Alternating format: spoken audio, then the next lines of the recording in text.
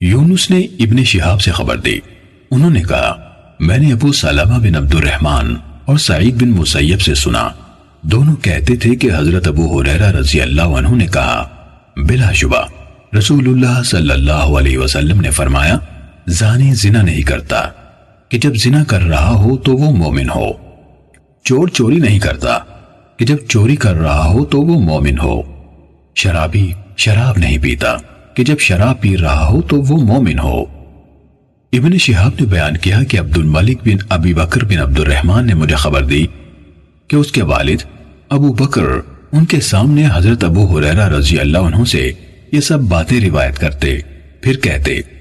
اور ابو ہریرہ رضی اللہ عنہ ان میں یہ بات بھی شامل کرتے تھے کہ کسی بڑی قدر و قیمت والی چیز کو جس کی وجہ سے لوگ لوٹنے والے کی طرف نظر اٹھا کر دیکھتے ہوں وہ نہیں لوٹتا کہ جب لوٹ رہا ہو تو وہ مومن ہو۔ صحیح مسلم حدیث نمبر 202۔